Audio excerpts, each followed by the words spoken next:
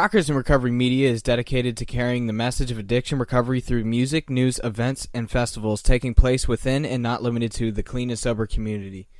Hey guys, John Hollis with Rockers in Recovery. I want to welcome everybody to the show tonight.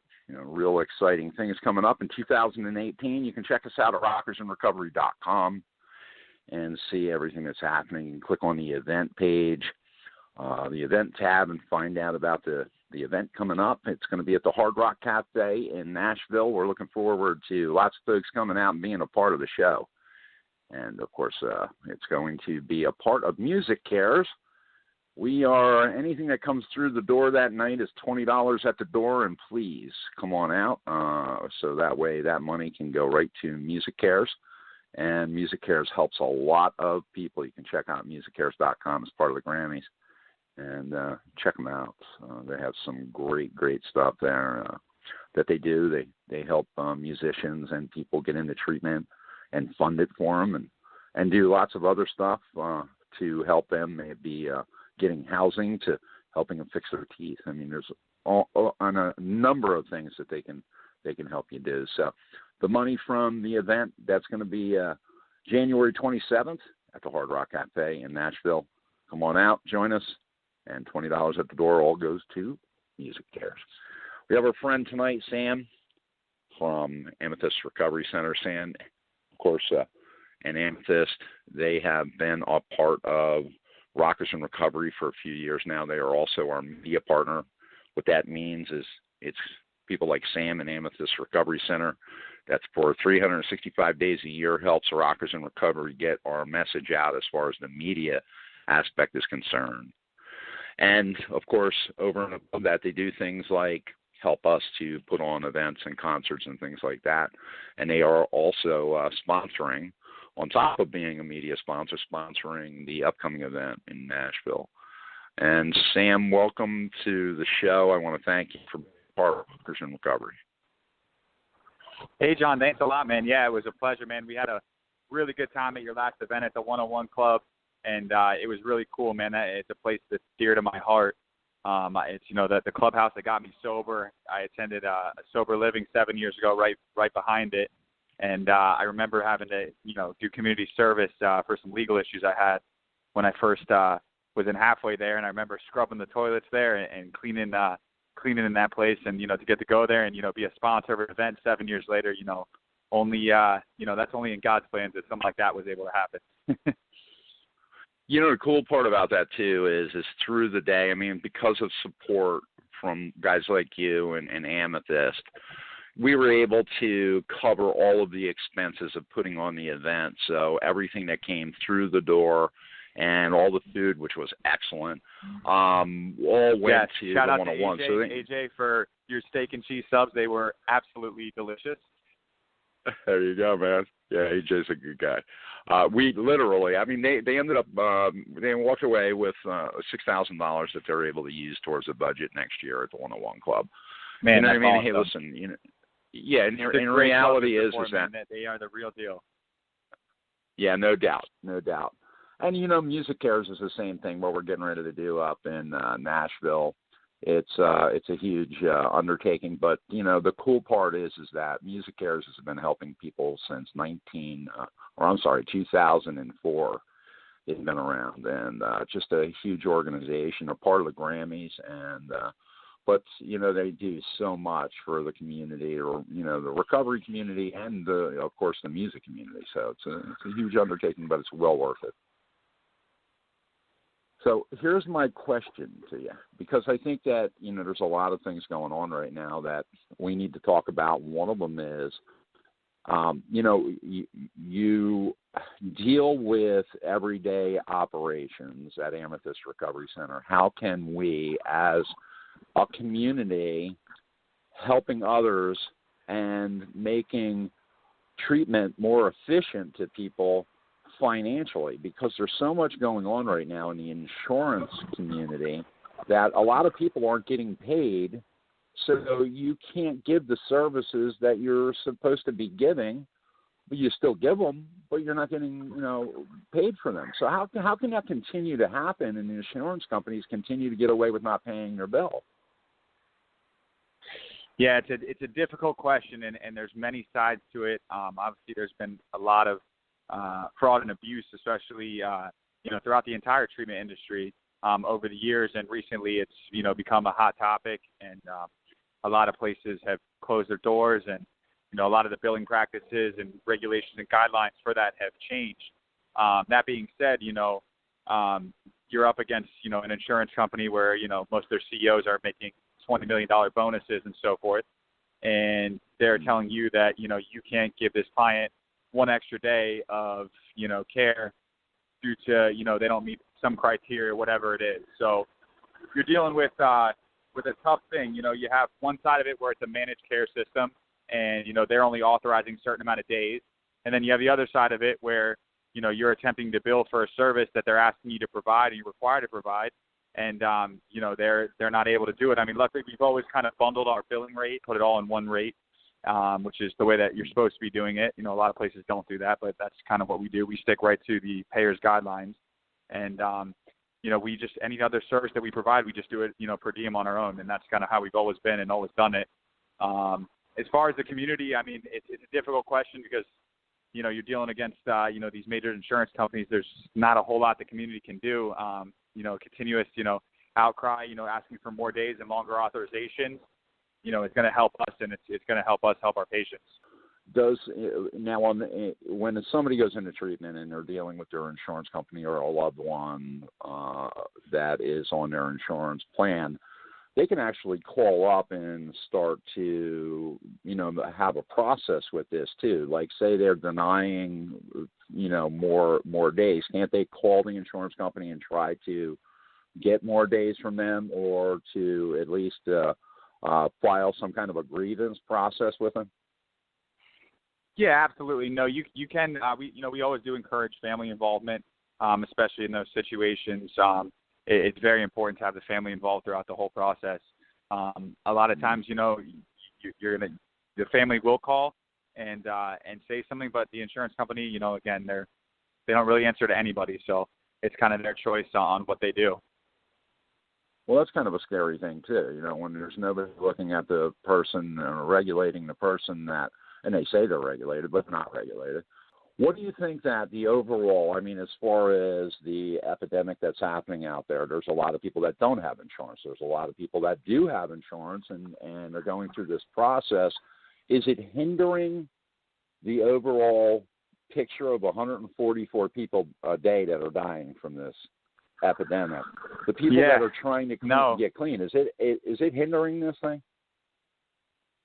Yes, no, they definitely are. There definitely is a lot of pushback from the insurance companies. It makes it difficult, and especially with, a lot of the new laws that, consider enticement or so forth like that. You have to be very careful on what you do and what you say. Like, for an example, if a client is authorized for a certain amount of days for a certain level of care, and even if your doctor or whoever it is, your clinician, your medical director thinks that they should have more days, and you fight it and you lose that review with the insurance company, and you give them more days anyways, and you send a chart in, and the insurance company sees that, they are immediately flagging your chart, and they're looking and saying, you enticed this patient. You gave this patient more care than we authorized you to do so. That's a kickback. That's enticement, and we're not paying you, and you can even get in trouble with regulators as far as that. So it's a very difficult thing. A lot of times you're sitting there, and you know what's right for the patient. You're dealing with them on a day-to-day basis, but some doctor who's 1,000 miles away over the phone just going over some basic criteria, they're kind of telling you what you got to do with the patient. So it can be very difficult. It's a tough thing, man. In the end, when you start to look at the big picture of, recovery as a whole, it's difficult for somebody to make the decision to begin with or walk through the door. And now they're up against a third party that doesn't even know them or doesn't even care. Yeah, that is what you're up against. And it's a hard thing, man. We do a lot of things, to help the community and to give back. Mm-hmm. And, we do a lot of scholarships. We take a lot of detox scholarships, especially with the new detox opening and so forth. But, we're getting squeezed tighter and tighter every day. And it's very difficult. A lot of people think that, they hear all these stories and they hear about all these places and stuff like that, make all this money. But to be honest with you, I mean, even in out-of-network treatment, especially in the state of Florida, which is so regulated and so cut down on what your reimbursement rates are, to profit anything. You know, if anyone's thinking about starting a business in Florida, do not open a treatment center because it is not easy right now to operate down here. So here's, and you know, that brings me to the next issue here, because a lot of this began with organizations that were not doing the right thing. And like 95 to 98% of the organizations that are in the state of Florida are working their asses off, pardon my French, to do the right thing and to help people. And you have that 3% or 4% that are, you know, bad apples, and they're cleaning that out and they're cleaning that up, but everybody else is getting harmed, especially the client. Oh, absolutely. Yeah, 100%. I mean, you have kind of two kinds of people. You know, I would say you have the organizations that are intentionally doing the wrong thing, intentionally harming the patients, and a lot of those ones have really disappeared, and I really have seen a huge improvement down here on the places that, you know, are just blatantly, you know, committing fraud and just terrible patient care. However, you have a huge group of people, and it's a lot of arguments back and forth, that think they're doing the right thing, that think that their billing practices are ethical, that believe that their patient care is, you know, the best that there is. But when you really dig into it, you know, and they're screaming out how self-righteous they are, it's really not. And it's interesting to me, a lot of the people that get talked negatively about and a lot of the people get talked positively about, it's really not that way. So it's interesting that, you know, have being in this industry for a while and kind of seeing both sides of the coin and meeting a lot of people, trying to navigate, you know, what is the right thing? What is the right way to treat the patient? What is, you know, the right level of care? How much care can you give them before you're, you know, giving too much or too little, and where is that at? So it is difficult. As far as the community outreach part of your organization, you personally and Amethyst, because there, you know, Amethyst Recovery Center is, and the detox and all of that are helping a lot of people, and you're scholarshiping people, but there becomes a point where if you're doing that and you're helping people and you want to help people, listen, regardless, I know you personally, and I know you want to help people. So in the end, what happens is if you start running an organization that has 60 or 70% scholarships, you can't fund the scholarships. Eventually, your doors are going to close. No, that's absolutely right. You know, we do a lot of scholarships. You know, I keep usually somewhere between 10 to 15% of my beds at scholarships. You know, you got a lot of people that out there that need help. We do a lot of donations to the community. And most of all, the best thing that we have, you know, as an outreach team, is that we have relationships with so many different places and so many different resources that, you know, no matter who reaches out to us at any given time, we can always find assistance for them. You know, that's kind of the number one thing that I've always put into, you know, my team, is that no matter who reaches out to you, you find them somewhere, you find them help, and you don't stop until you do. And by doing so, you know, that's really how you can help the most people. You know, even if you can't help them directly, I can't tell you how many calls I've gotten, and a lot of my guys on my team have gotten, you know, a year later, hey, you know, I called you, you couldn't take me in your facility, but you found me this great place in Pennsylvania, and now I'm coming up on my year sober. And it's really beautiful to see that. So, you know, continuously to help people outside your organization is absolutely important, and something that we definitely instill into our guys.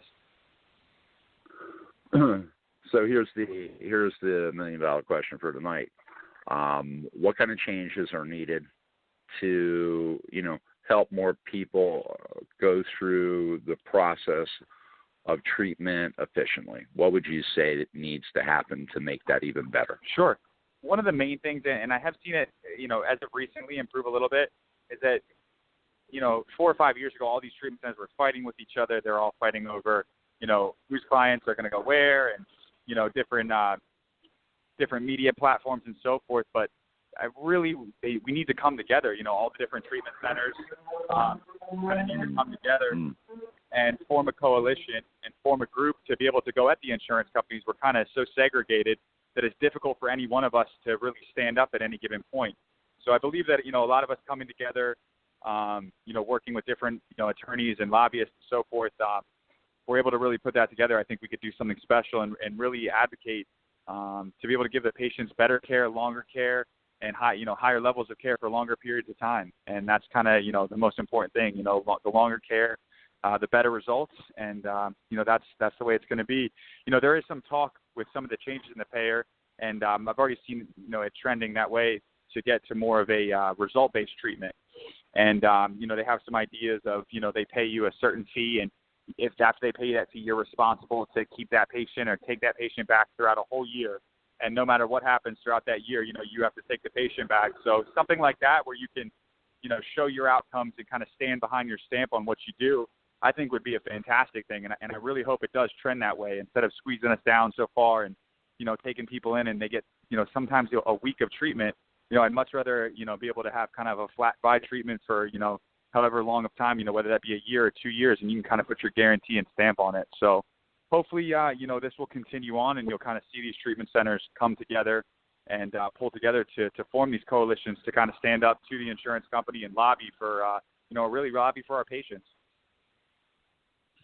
Amazing stuff, Sam. I love what you're doing, and I love how, it's altruistic, but, also you got to pay the bills, and, you have that balance, and you help a lot of people. And, of course, I see you not just with Rockers in Recovery reaching out to the community. You do it through other organizations. You guys are tireless and selfless, and, I just want to, thank you for being on the show tonight, and thank you for being, part of Rockers in Recovery again.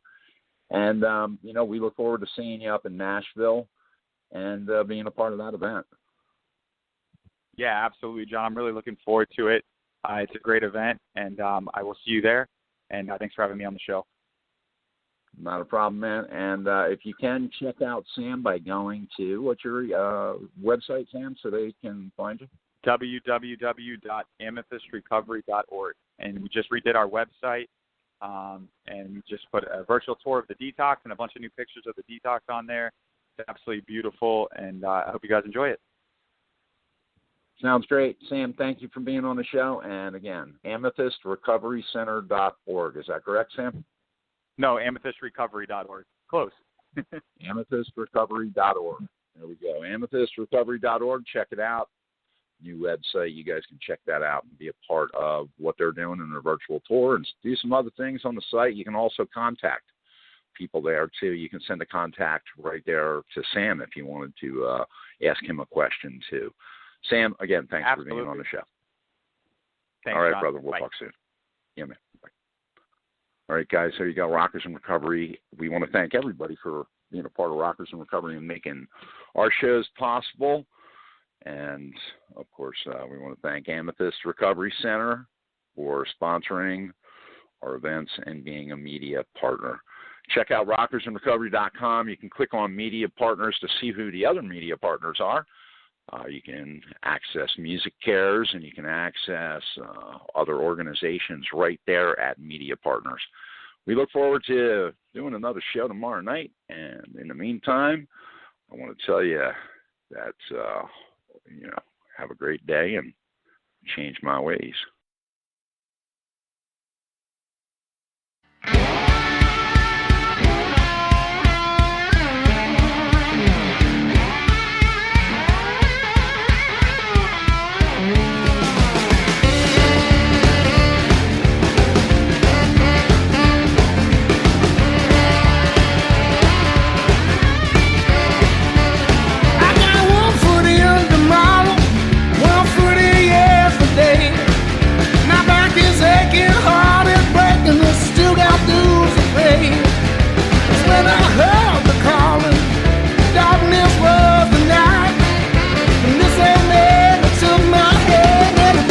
To the light, keep coming back. Give your brother to the blues. Keep coming back, Lord. What you got to lose? Well, I walk the road of thunder. I walk the road of pain. Yeah, my ego got the best of me, and now life is living in vain. It's when I hit rock bottom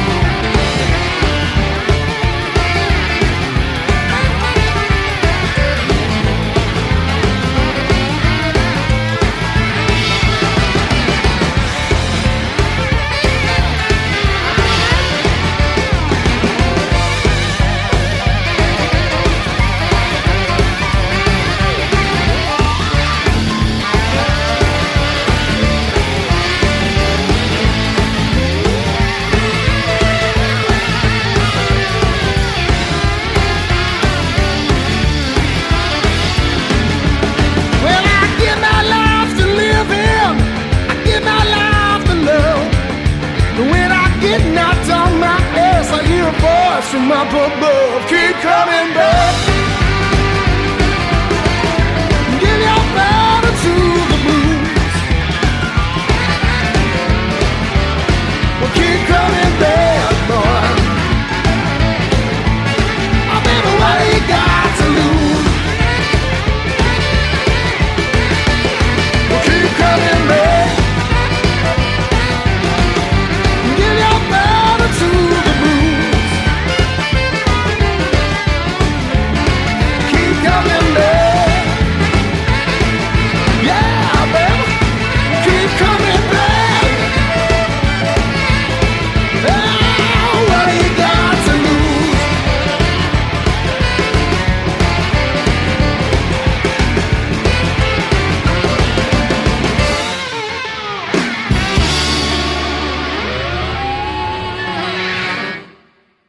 Rockers in Recovery Radio is based on opinion only and is not meant to treat or diagnose any health or mental health issue of any kind. If you feel you need help for any health-related issues, please contact a physician or mental health professional. The opinions expressed by our guests are not necessarily those of Rockers in Recovery. Okay, round 2. Name something that's not boring. A laundry? Ooh, a book club. Computer solitaire, huh? Ah, sorry, we were looking for Chumba Casino. That's right, ChumbaCasino.com has over 100 casino-style games. Join today and play for free for your chance to redeem some serious prizes. ChumbaCasino.com. No purchase necessary. Void where prohibited by law. 18+ terms and conditions apply. See website for details.